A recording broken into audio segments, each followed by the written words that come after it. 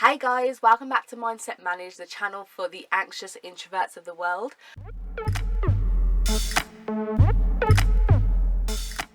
I'm here today to speak to you about the best method for gaining relief from social anxiety. I told you before that I do suffer with social anxiety. I have been clinically diagnosed with this when I was 16, and I know that I have this because basically anxiety kicks me in the nuts any time that I have to go out into a social event. It's a lot better now than it used to be. Back in the day, I used to get scared of any time I had to interact with people, any time I had to sit with people. This included people that I knew really well.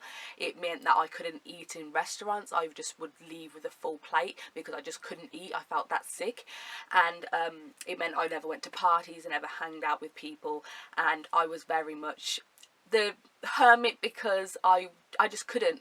And that's very different to introversion. Introversion's like your natural comfort habitat is being alone or not with too many people, and you prefer quiet, or you at least need to recharge after social interactions. But with social anxiety is when the fear comes from some sort of doom, some sort of danger that you think is around you due to having that anxiety.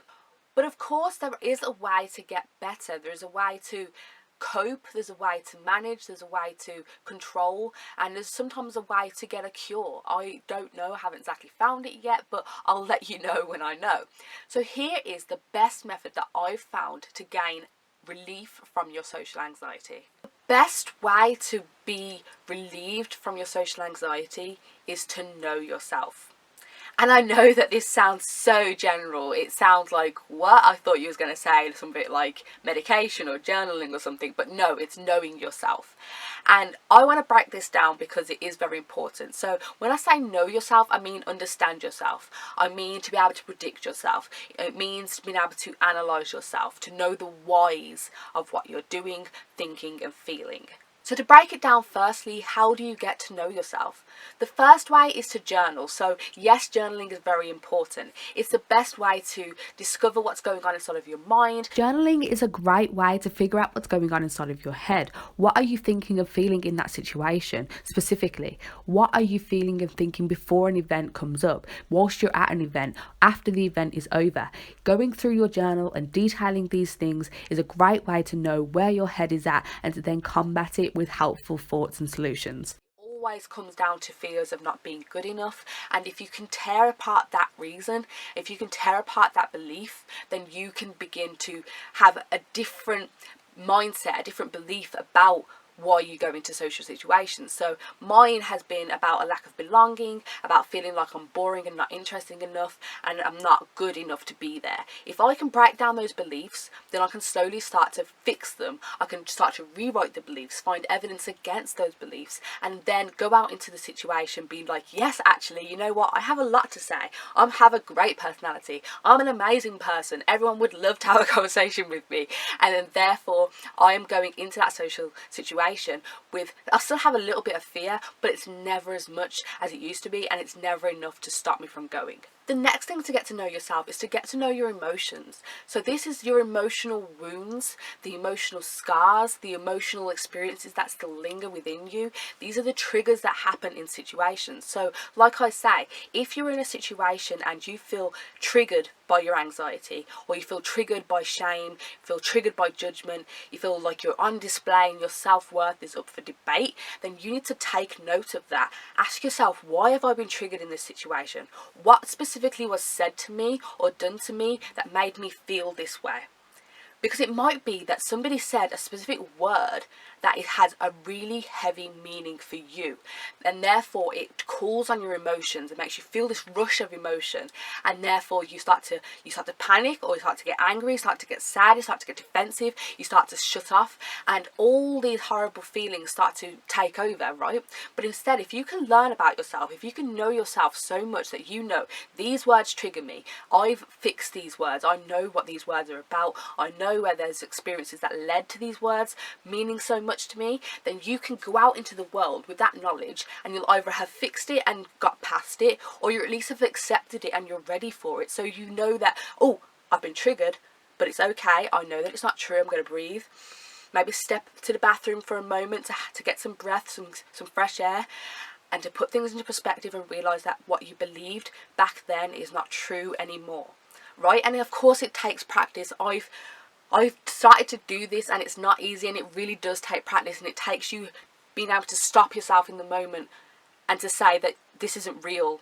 This is just a fear, this is just the anxiety, this isn't real, and I know what's real, I know what's true, and I'm going to rewrite this moment. And of course you're not going to be perfect every time, guys, I know you won't be, but that doesn't mean that you shouldn't try, and that doesn't mean that with practice you can't become a soldier, a warrior, an amazing anxiety fighter, okay? The next is to pay attention, because a lot of the time we're doing things without realising it, or we're letting people do things to us without realising it. So this always comes down to self-awareness. I believe that self-awareness is the most important thing for anybody, not just people with anxiety. So if you are somebody who's socially anxious, then have some self-awareness and realise, okay, so what am I doing with my hands?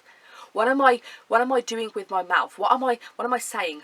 But it's really hard because you need to be careful not to be overly self-aware, like overly analytical of yourself, otherwise that will make you panic worse. But instead you need to realise, okay, so I'm fidgeting or I'm tense, and so I need to force myself to relax. And if you force yourself to relax, or at least look relaxed, even if you're not relaxed on the inside, it will slowly help you to feel better, and it will help other people feel better around you. And if they feel better around you, then that helps you feel better around them, and it's like this circle of energy that's been exchanged, and it feels so much more comfortable, and so you do ease the anxiety a little bit. It's also things about like what you're saying. Like, are you saying things that are really against yourself? Are you just hating on yourself and calling yourself these horrible things to people for fun, or because you feel awkward? That's a really big way to start making your self-esteem get lower, making your anxiety worse. Instead, even if you don't feel it, even if you don't think it's entirely true, try and say someone's complimented you, say thank you, yeah, I really love this dress. Even if you would rather say, oh, this dress, it's nothing. Just pretend like, yeah, I love this dress, and thank you, yeah, I think I do look good in this dress. Or to say to somebody else something positive, compliment them, be interested in them, to understand what you're saying about yourself, what you're thinking and feeling about yourself, how you're carrying yourself and showing yourself in those social situations is so important to be able to be more comfortable, more you, and more less anxious in those situations. So this has been a quick video, but I just wanted to quickly say how you knowing yourself can provide so much value to you. I believe that the best thing I've ever done for myself is to go on a journey of self-discovery, to realise who I am, what I do, what I think and feel and believe. Because if you don't know who you are, then how are you supposed to be confident in who you are? How are you supposed to trust who you are? How are you supposed to present yourself to other people and to sell yourself and be like, hey, yeah, I'm amazing? Because you're not going to think you're amazing if you don't actually know who you are, if you don't actually know what your strengths are, what you're good at, the best things about you. So take some time to really get to know yourself, to understand yourself, to be aware of who you are when you show up in this world, because that will help you to be less anxious in social situations, to be more yourself, to be more confident, to be more personality every time that you're out in the world. And it'll help you to have better relationships, it'll help people to be more comfortable around you, it'll help you to talk and communicate better. Like if you watch videos from 3 years ago compared to now, I am completely different.